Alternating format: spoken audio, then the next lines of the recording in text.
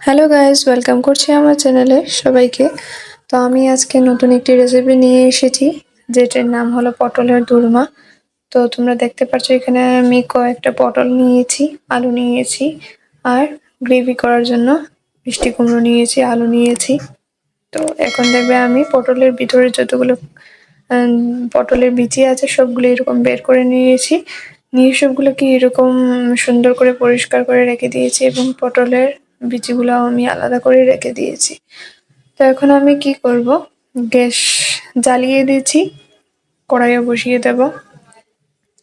কড়াই বসিয়ে আমি এখন কড়াইটা গরম হয়ে যাবে, গরম হওয়ার পর ভালো করে স্টিম গরম হওয়ার পরেই তেল দিবে, না হলে কিন্তু মানে তেলটা গরম না হলে রান্নাটাও টেস্ট আসবে না। তো তেল গরম হয়ে গেছে আমি দেখে নিয়েছি। তারপরে আমি একে একে হলুদ গুঁড়ো একটু দেব আর একটু নুন দিয়ে দেব। তারপরে দিকে আস্তে আস্তে আমি সব পটলগুলো এক এক করে ছাড়বো, ছেড়ে ওগুলাকে ভেজে তুলে নেব। আমার ভাজা শেষ হয়ে গেলে একটু যদি পটলগুলো লাল লাল হয়ে যায় তাহলে তোমরা নামিয়ে নেবে। আমি সব পটলগুলো লাল হওয়ার পর আমি নামিয়ে নিলাম এবং এখন এক এক করে আলুগুলোকে ভেজে নেব। আমার সব আলু দেওয়া শেষ, আমি এখন সবগুলো আলুকে ভেজে নেব। একটু লালটি কালার হওয়ার পর আমি আলুগুলোকে আস্তে আস্তে আমি নামিয়ে নেব। এখন আমি গ্রেভির জন্য মিষ্টি কুমড়ো নিয়েছি। আমার খুব ভালো লাগে মিষ্টি কুমড়ো গ্রেভি করে, একটু মিষ্টি মিষ্টি করে। তো ওইগুলো দিয়ে আমি গ্রেভি করব। একটা মিষ্টি কুমড়ো এবং আলু করে কাটা ওইগুলোকে আমি গ্রেভির জন্য করে নেব। এখন আলুগুলো আমার সব হয়ে গেছে, আমি আলুগুলোকে তুলিয়ে নিয়েছি। তারপরে দিকে আমি গ্রেভির জন্য যেগুলো করেছিলাম সেগুলো আমি ছেড়ে দিয়েছি। স্বাদ মতো লবণ, হলুদ, হলুদ গুঁড়ো, তারপর মরিচ গুঁড়ো সবগুলো দিয়ে আমি গ্রেভিটা তৈরি করে নেব।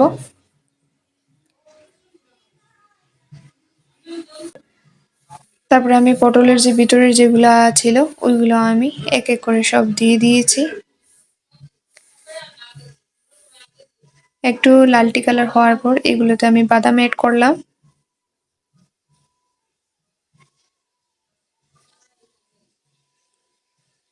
বাদাম এড করার পর ভালো করে দেখে নেবো যে আমার গ্রেভিগুলো হয়ে গেছে নি। হয়ে যদি যায় তাহলে তোমরা একটু এটাতে কারি পাতাও দিতে পারো। কারি পাতা আমার খুব ভালো লাগে, সেই জন্য আমি কারি পাতাও দিয়ে দিয়েছি।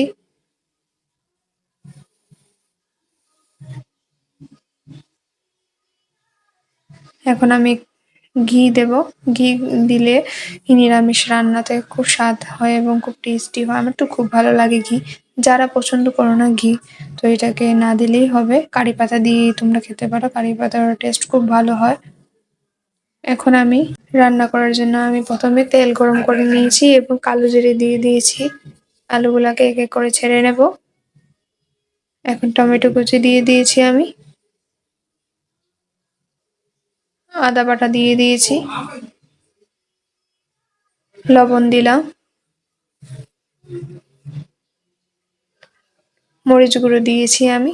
যার যতটুকু ঝাল খেতে পারো ততটুকু তোমরা আন্দাজ মতো দেবে। তারপর হলুদ গুঁড়ো দিয়ে দিয়েছি আমি। এখন গ্রেভিগুলোকে ভালো করে নাড়াচাড়া করে তারপরে দেখে নিবে তোমার আলুগুলো ভালো করে হয়ে গেছে নি। হয়ে যদি যায় তারপরে দিকে পরিমাণ মতো জল দিয়ে দেবে যাতে সিদ্ধ হয়ে যায়। তারপরে দিকে ভালো করে আবার নাড়াচাড়া করে একটু চিনি দিয়ে ওটাকে সিদ্ধ হওয়ার জন্য ঢাকনা দিয়ে দেবে। তারপর যতক্ষণ না সিদ্ধ হচ্ছে ততক্ষণ আমি পটলের ভিতরে যেগুলো গ্রেভি বানিয়েছিলাম সেগুলো এক এক করে ঢুকিয়ে নেব। চামচ দিয়ে পারবে না, সেই জন্য হাত দিয়ে চেষ্টা করবে ঢুকানোর। 5 মিনিট পরে দেখবে যে আলুগুলো আমাদের সিদ্ধ হয়ে গেছে। তো আমার আলুগুলা মোটামুটি একটু সিদ্ধ হয়ে গেছে, তাও একটু দেব সিদ্ধ করার জন্য। একটু জল দিয়েছি আর একটু ভালো হয়ে সিদ্ধ হওয়ার জন্য।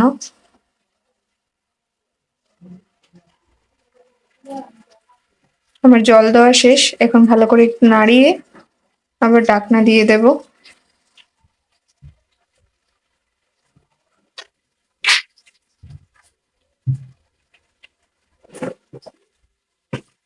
আমার সিদ্ধ হয়ে গেছে আলুগুলো।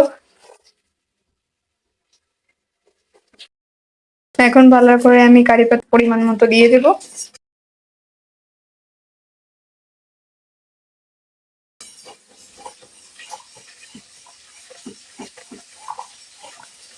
তারপরে দিয়ে আমি মরিচ দিয়ে দিয়েছি।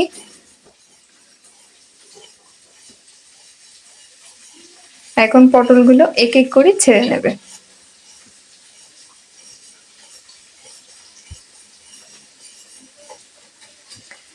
আমার রান্না কমপ্লিট হয়ে গেছে, সেই জন্য আমি এখানে ঘি অ্যাড করছি।